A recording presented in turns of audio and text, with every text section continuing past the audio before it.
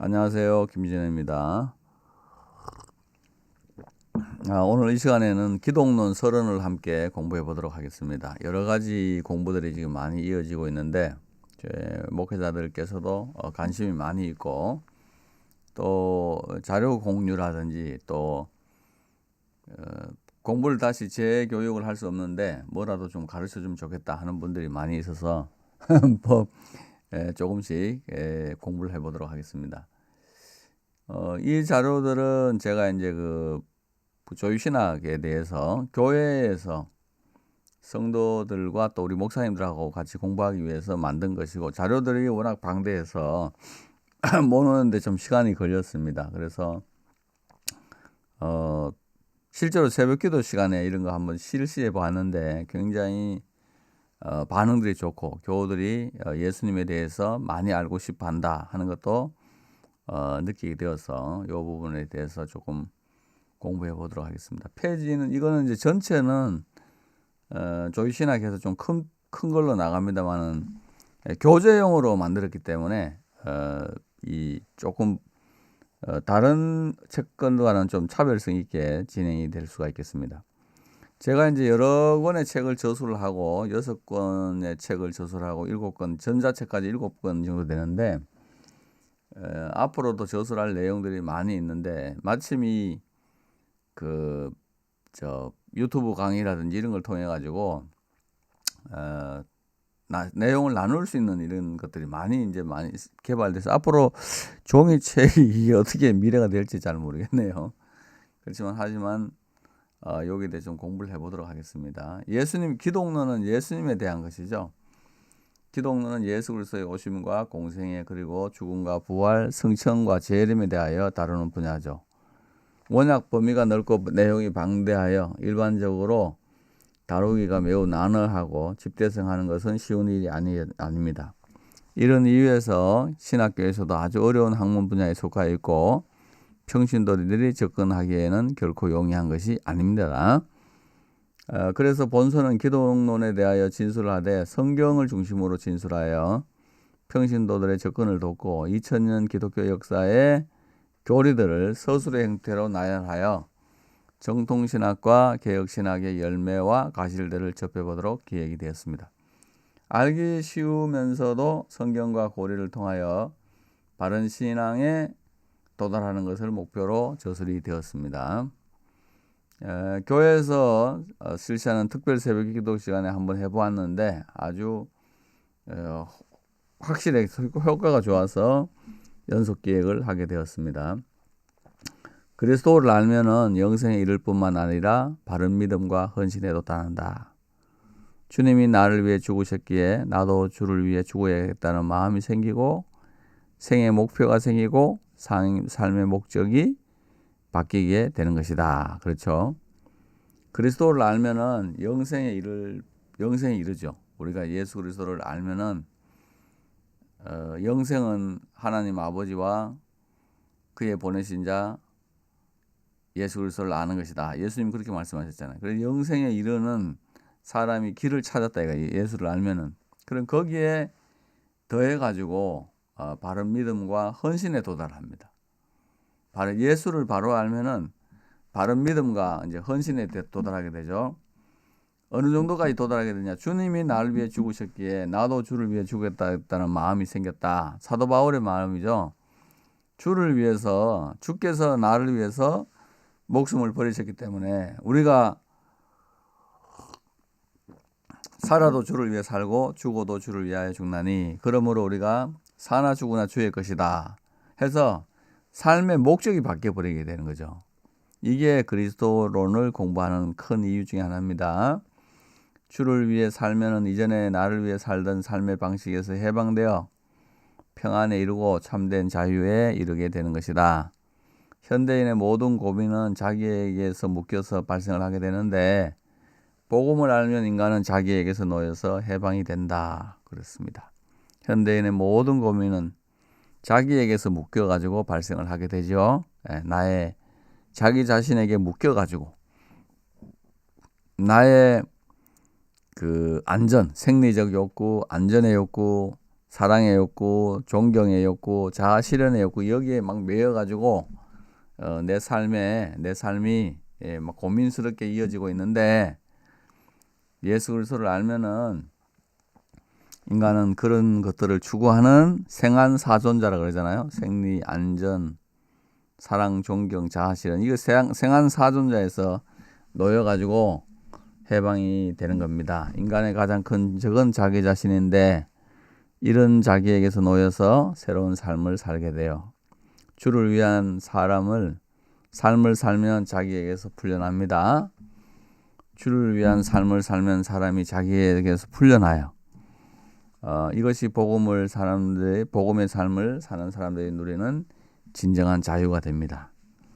그리스도를 위해서 살면은 사람들이 그게 자기 자신에게서 매연이 돼서 풀려나게 돼요. 아무리 현실을 도피해봐도 자기에게서 욕망이 매여 있으면 도피해봐야 마음의 평안은 없어요. 그렇다 현실을 막 괴로움을 주는 환경을 때려 부순다고 해서 마음의 평안이 오느냐면 그것도 아닙니다. 현실에 그럼 영합하고 살면은 좋은 것 같아도 그리스도인들의 마음속에는 영혼을 향한 마음, 또 영혼의 주인이 되시는 하나님을 향한 마음이 있기 때문에 그게 그렇게 이루어지질 않아요. 그래서 하나님의 백성들은 복음의 삶을 살 때 진정한 삶을 누리고 자유를 누리게 됩니다. 먼저 주의 나라와 주의 의를 구하는 것이 삶의 우선순위가 되고 바른 삶의 양식에게 이런 바른 삶의 양식에 접근을 하게 되죠. 바른 예배를 통하여 바른 생활을 하게 되고 바른 생활을 통하여 하나님께 영광을 돌리게 돼요. 사람이 주의 나라와 주의 의를 먼저 구하는 걸로 삶의 우선순위가 바뀌어버리게 되면 삶의 바른 양식에 접근을 하게 돼요. 그래서 예배 제일주의로 살고 예배 드리면 하나님의 자녀로 바른 생활을 하고 바른 생활을 통하여서 착한 행실을 통하여 하나님께 영광 돌리는 방향으로 삶의 방향이 완전히 터닝이 됨으로써 우리는 그리스도를 꼭 알아야 됩니다. 그리스도를 알지 못하면 그리스도를 섬길 수 없고 또 삶의 방향이 자기 자신의 욕망에 매여가지고 움직이기 때문에 결코 승리하는 인생을 살아갈 수가 없어요. 그러나 그리스도를 알면은 그리스도를 위한 생애를 살고 복음을 위한 생애를 살게 돼요. 그렇게 하면은 삶의 방향과 위치가 완전히 바뀌게 되는 거죠. 우리가 교회를 다녀도 예수 그리스도를 올바로 알지 못하고 교회를 다니게 되면은 하나님을 생한 사존자의 생리와 안전 이런 그 자기 욕구를 달성하는 수단으로 사용한다면 아직까지 그거는 진정한 믿음에 도달하지를 못했어요. 이건 내려놓고 사도 바울처럼 이 모든 것을 내려놓고 하나님의 나라와 복음을 위해서 살게 될 때 사람은 진정한 삶의 중심에 도달을 하게 됩니다.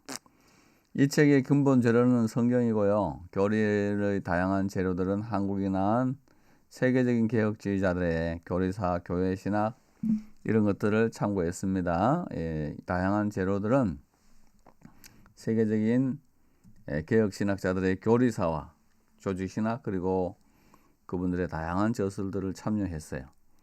교리라는 것은 어느 개인의 판단이나 결정이 아니라 교회의 결정이고 공회의 결정이기 때문에 그런 것들을 인용을 했습니다.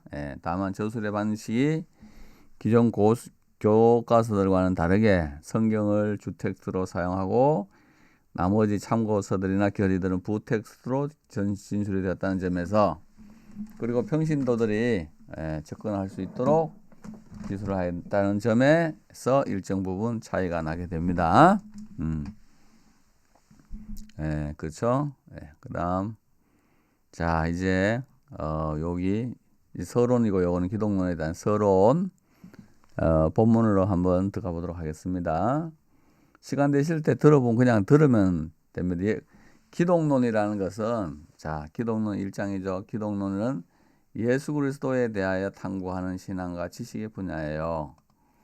예수 그리스도에 대하여 탐구하는 신앙과 지식의 분야입니다. 기독이라는 말은 그리스도의 중국어와 한자의 의문을 차용한 것이요. 그리스도를 한문화시키다 보니까 기독됐단 말. 프랑스를 불란서, 네덜란드를 화란, 영국을 영란으로 하듯이 이 용어는 중국어와 한자의 의문을 차용한 것이 되겠습니다. 사람은 누구나 예수 그리스도를 알아야 합니다. 왜냐하면 그리스도를 아는 지식은 사람을 구원에 이르게 하기 때문에 그래요. 이 세상에 지식 있는 사람들이 많이 있잖아요. 여러 가지 형태의 삶을 살고 있는데 우리가 분명히 알아야 되는 것은 예수 그리스도를 알아야만 사람은 구원에 도달합니다. 하나님 아버지와 그의 보내신 자 그리스도를 알아야 구원에 이르기 때문에 또 그리스도는 도대체 누구냐를 아는 것이 제일 중요해요. 그리스도는 다. 그리스도에 대해서 사람이 아무렇게나 생각하고 할 수 있기 때문에 하나님께서는 우리에게 이 성경을 주셨고 이 성경을 통해서 그리스도를 계시해 주셨다 하는 것을 알 수가 있겠습니다. 예수님 스스로 요한복음 17장에서 구원에 대해서 말씀을 하시고 영생이라는 것이 하나님과 그의 보내신 자 곧 그리스도를 아는 것이다 라고 하셨기 때문에 우리는 이 말씀을 공부하는 것입니다. 요한복음 17장 3절이죠. 세상 지식보다는 예수 그리스도를 아는 지식이 가장 고상한 지식이에요. 사도 바울은 이 세상에 있는 모든 지식을 다 알아도 대학자였지만 그리스도를 아는 지식을 몰랐기 때문에 그리스도를 아는 지식을 가지고 난 다음에 이 세상 지식을 다 배설물이라고 했어요. 그런 것들은 나를 구원도 하지 못할 것인데 구원의 기능을 하는 것처럼 보여지지만 실제로는 구원을 못하기 때문에 그걸 다 배설물이다라고 했습니다. 그래서 베드로는 주를 아는 지식에서 자라가라고 하였습니다. 베드로는 주를 아는 지식에서 끊임없이 자라가라. 한 번 안다고 해서 되는 게 아니고 이 세상에서 더 주를 아는 지식에서도 계속해서 자라가라. 천국이 뭐냐 하면은 그리스도를 보는 것입니다. 천국은 그리스도를 봐요. 본질 직관을 하는 것이죠. 그리스도를 본질 직관하면서 그리스도에 대한 지식이 늘어나는 곳이에요. 신학을 잘 알지 못하면은 우리가 천국 가면은 아버지 하나님과 아들 하나님과 성령 하나님과 악수를 3번 하는 걸로 압니다만은 그리스도를 아는 사람은 천국 가면은 악수를 1번 한다는 걸 알아요.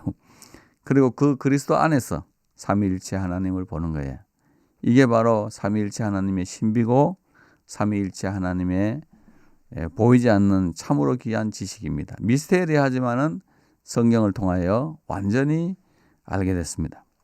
그래서 그리스도를 아는 지식은 어떻게 하면 자라갈 수 있느냐? 그리스도를 지시하고 있는 성경이 예수님에 대한 책이거든요. 그래서 예수님께서 요한복음에서 이 성경은 내게 대하여 지시하는 책이다. 그렇게 말씀하셨잖아요. 그래서 이 성경을 부지런히 읽고 또 부지런히 암송을 하고 성경을 통하여서 우리는 그리스도에 대한 지식에 접근을 할 수가 있습니다. 여기 이제 장절이 없는 것은 여러분이 좀 찾아보라고 안 해놓은 부분도 있고 뒤에 색인을 달 생각이니까 그렇게 참고해 주시면 고맙겠어요. 자, 2장 그리스도의 출생입니다. 그리스도의 출생. 제일 처음으로는 여인의 후손으로서의 그리스도입니다. 여인의 후손으로 그리스도. 예수 그리스도의 출생은 예언이 되어 있다는 점이죠. 구약 성경 전체에서 예수 그리스도의 출생이 예언되어져 있습니다. 하나님은 창세기에서 인류를 범죄케 한 뱀을 저주하면서 여자의 후손이 나타나서 뱀의 머리를 깨뜨릴 것을 말씀하셨다. 이게 바로 뭐죠? 원복음, 프로토가스퍼를 해서 이게 바로 원복음이 되는 거죠. 아담과 하와가 하나님 앞에 선악과를 따먹었잖아요. 하나님은 따먹지 말라고 했는데 이 마귀의 말, 뱀의 말을 듣죠. 하나님은 먹는 날에는 정령 죽으리라 그랬는데 뱀이 나타나더니 그 반대말을 하는 거죠. 먹어도 결코 죽지 아니하리라. 오히려 그거 먹으면 너희 눈이 밝아서 하나님같이 영화로워질 거다. 완전한 지식과 자유에 도달하게 될 거다. 그렇게 거짓말하니까 아담이 이 양쪽 지식 중에서 뱀의 말을 선택을 한 거죠. 그래서 아담과 하와는 선악과를 따먹고 하나님을 반역하게 돼요. 하나님께서 이 선악과만큼은 따먹지 말라고 하신 것은 선악과를 단순히 하나 따먹었는데 뭐 그러냐 하는 그게 아니고, 우리가 이제 밑에 사람들한테 일을 맡길 때도 당신이 알아서 다 일을 하되 직인을 찍을 때는 반드시 내게 보고하시오. 그게 오너가 하는 일입니다. 근데 이 사장이 오너 모르게 직인을 찍어가지고 회사를 팔아먹는다든지 하면은 그거는 반역이지요.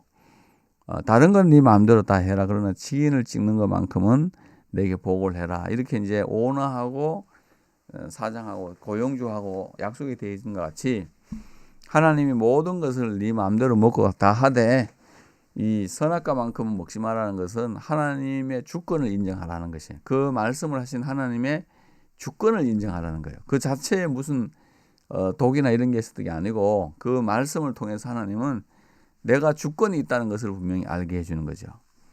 그래서 우리가 이 세상 살아가는 동안 보고를 하라는 것은 보고는 주권을 가진 자에게 하는 겁니다. 주권을 가진 자가 네 마음대로 일을 하는데 내게 보고를 하라는 것은 그런 의미가 있다는 것을 우리가 알 수가 있겠죠. 근데 이게 기어이 먹었어요. 그래서 먹었는데 하나님께서 죄를 지은 순서대로 불러다가 뱀과 여자 남자 손으로 이제 이렇게 저주를 하잖아요. 근데 그 뱀을 저주하시면서 첫 번째로 하신 말씀이 여자의 후손이 나타나서 너의 머리를 깰 것이고 너는 그의 발꿈치를 상하게 될 거다. 십자가를 미리 보시고 말씀하신 거예요.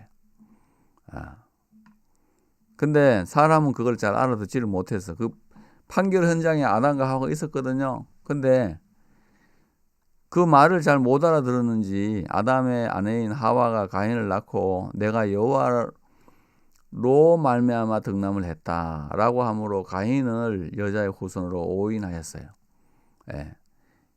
그래 이 사람들은 아담과 하와는 그냥 죄를 짓고 여자의 후손이 나타나서 너의 머리를 깨리라 그러니까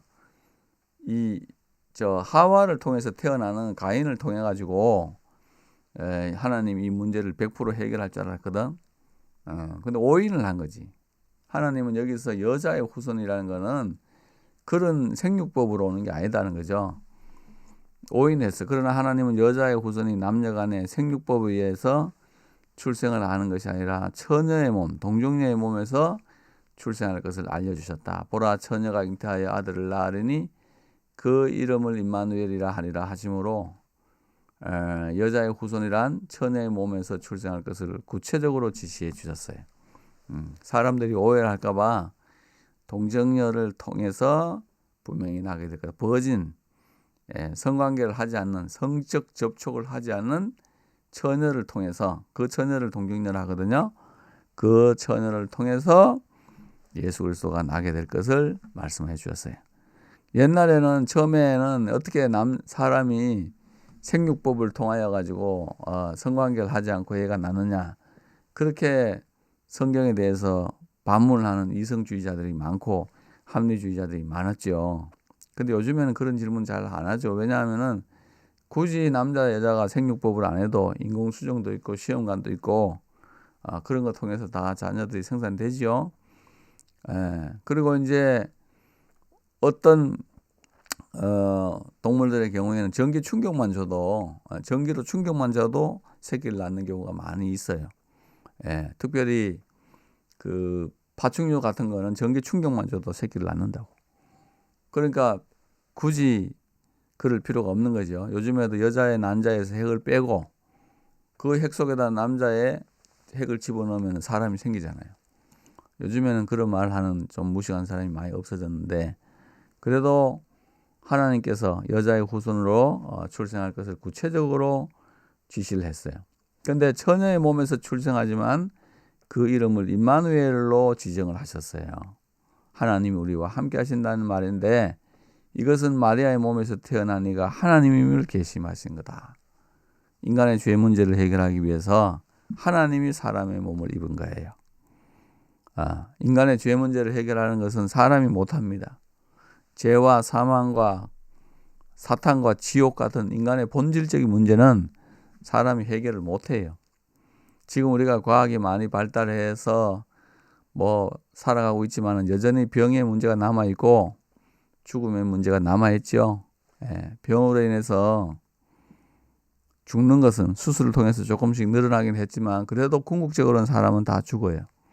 죽음의 문제를 해결할 수가 없습니다. 인류의 가장 큰 적은 죽음입니다. 이걸 해결할 수가 없어요. 또 과학이 발달하고 사람들이 잘 살게 되지만은 빈부격차가 커지니까 범죄가 대대가 되고 흉포화되고 조직화되지요.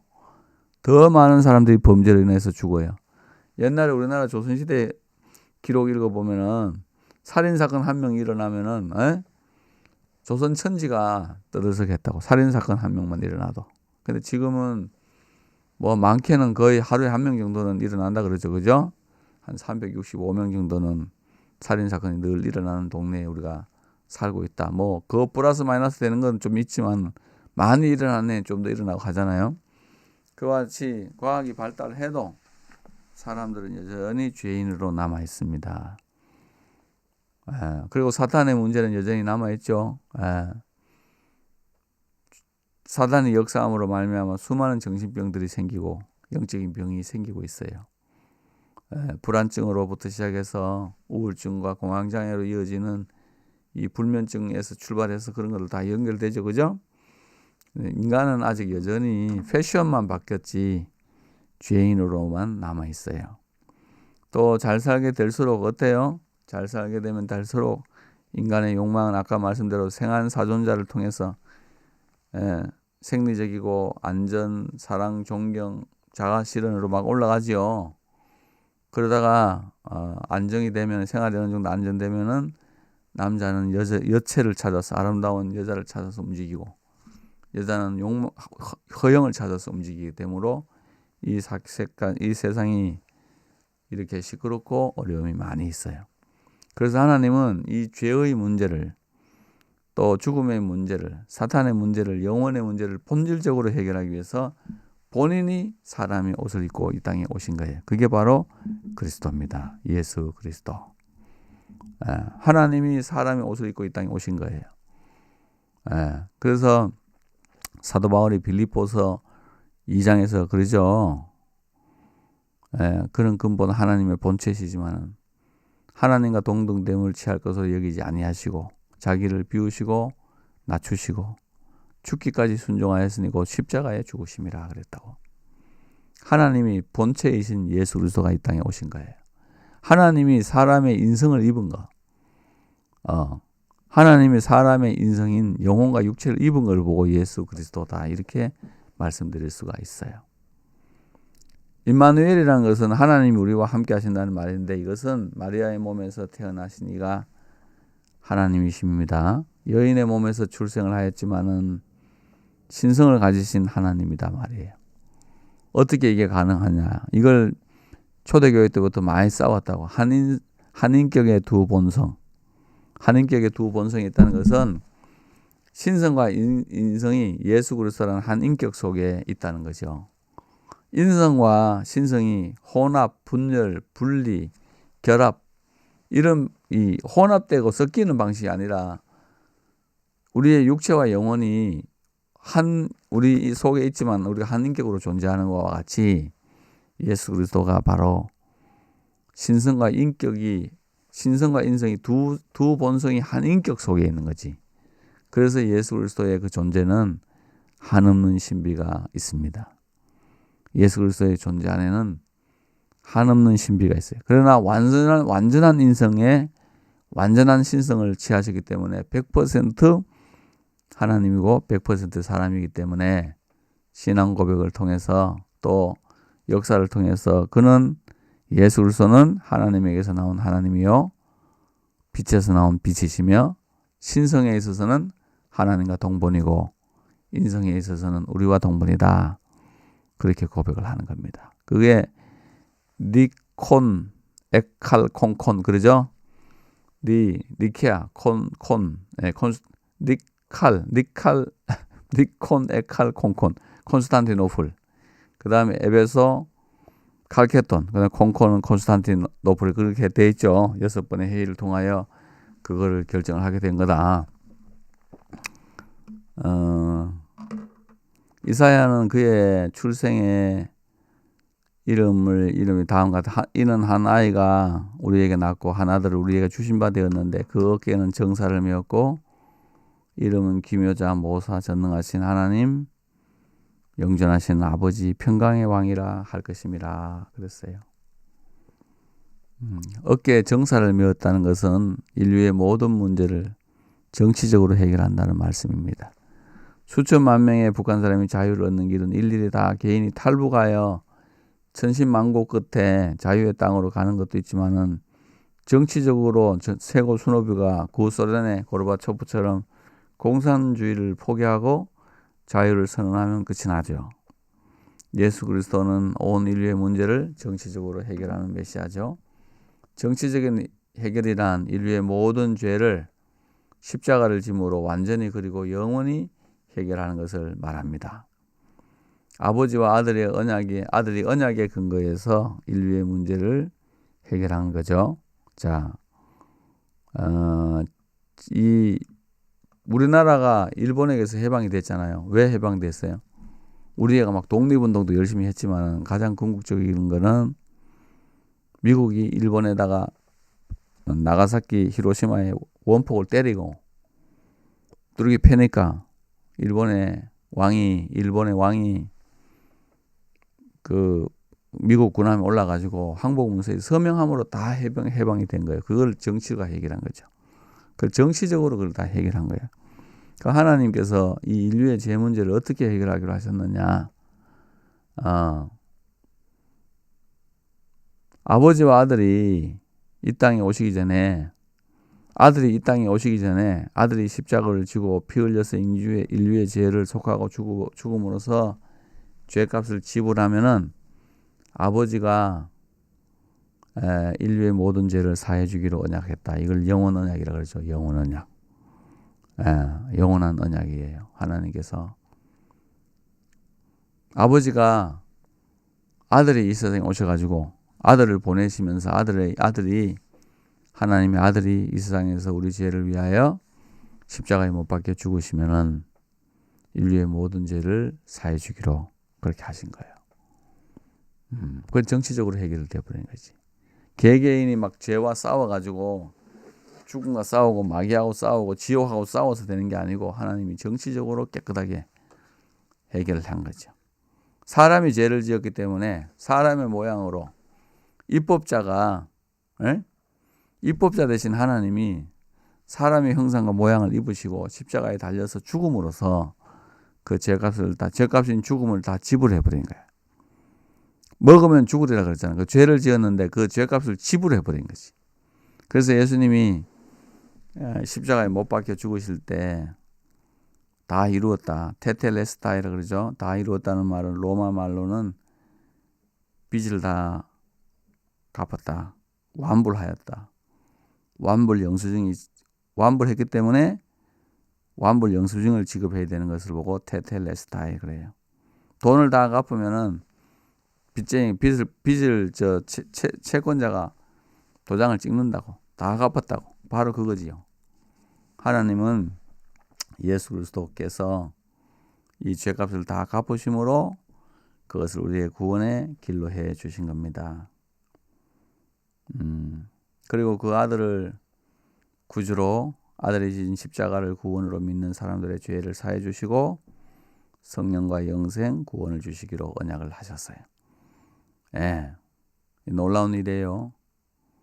아들이 우리 죄를 다 사해서 근데 그 아들을 믿으면 반드시 믿어야 돼요. 그 아들을 믿으면 그 아들이 나의 구주라는 것을 믿으면 그리고 그 십자가가 나의 구원이 된다는 구원이라는 사실을 믿으면 죄를 사해 주시고 성령과 영생과 구원을 주시기로 하셨어요. 그 믿는 사람의 삶에 죄는 다 사해 주시고 죽음을 철폐하시고 영생을 주시는 거지. 영생을 주시는 거예요. 구원을 주시기로 언약을 한 게 됩니다. 이 세상 갈 때는 살 때는 뭐 먹고 살고 댄스 추고 클럽 가는데 관심이 가지만 군대만 가도 어느 부대 갈 거냐 신경이 곤두서고 어느 보직을 받을 거냐 신경이 곤두서요. 내 존재를 결정하기 때문에 그래요. 공수부대다 그러면 와 죽었다. 뭐 청와대다 그러면 와 살았다 뭐 이런 거 있잖아요. 지금 이 세상에 관심을 우리가 많이 가지고 사는데 사람이 숨 떨어지면은 하나님의 심판대 앞에 가야 되고 천국이냐 죽음이냐 천국이냐 지옥이냐 영생이냐 영벌이냐 거기에 온 관심이 집중돼요. 근데 하나님께서 성경을 통해서 그를 믿는 자들에게 믿는 자들을 지옥에 보내지 않기로 하신 거예요. 그를 믿는 자들을 구원하시고 지옥에 보내지 않기로 하신 거지. 그래서 예수님께서도 요한복음 5장에서 아들을 믿는 자는 심판을 받지 아니하나니 사망에서 생명으로 옮겼다. 믿지 않는 자는 심판을 받는다. 아들을 반드시 믿어야 돼요. 안 믿으면 죽어요. 이 소식을 전하라고 교회를 세우셨어요. 목사를 세우셨어요. 주의 종들을 세우셨어요. 목사가 허물이 많고 죄도 많지요. 세상 사람하고 똑같지요. 그래도 하나님은 그런 사람들을 세워가지고 죄인의 입에서 복음을 전하게 하시는 거지. 천사는 말씀을 전하지 복음을 못 전해요. 예수께서 우리 죄를 위해서 죽었다는 이 소식은 죄사함 받은 죄인들이 다른 죄인들에게 전해지게 하셨어요. 이 복음을 듣고 믿으면 구원 얻습니다. 하나님의 정치적인 해결을 그냥 받고 믿으면 되죠. 일본의 왕이 항복을 해서 이제 해방되는데 나는 그런 거 싫다. 미국이 해방시켜준 거 싫다 그러고 산골 속에 들어가서 뭐 동굴 속에 들어가서 사는 건 자유지만은 그건 어리석은 거죠. 세상의 모든 큰일은 정치적인 해결을 해야 돼요. 그래서 나라에 왕들이 있는 거예요. 그래서 대통령이 있고 수상이 있고 해서 갈등이 있고 하면 정치로 풀어야죠. 예. 그래서 하나님의 아들로서 이 땅에 와서 아담의 아들들의 모든 문제를 십자가로 해결했어요. 아담의 아들들의 모든 문제는 죄의 문제입니다. 죄가 펄펄 살아있죠. 믿어도 죄의 역사는 끊임없이 일어나요. 그러나 성령이 오셨기 때문에 죄의 역사도 일어나지만 성화의 역사도 일어납니다. 이 아들을 믿는 길만이 사는 길이에요. 그게 뭐냐? 성경 전체 내용이 다 이거 내용이에요. 하나님이 사람의 옷을 입고 이 땅에 오셨다. 그리고 십자가에 못 박혀 피 흘려서 죽었다. 그래서 사도행전 20장 28절에서 뭐라 그래요? 하나님이 자기 피로 사신 교회라. 하나님이 자기 피로 사신 교회라. 하나님이 자기 피를 흘려서 우리를 구원했어요. 그리고 이걸 믿으면은 모든 죄를 사해주고 영생을 주신다. 하나님 앞에서 잃어버린 천국으로 다시 돌아가게 하신다. 그런데도 불구하고 끊임없이 하나님께 반항하고 대항하고 저항하면 사는 길이 없어요.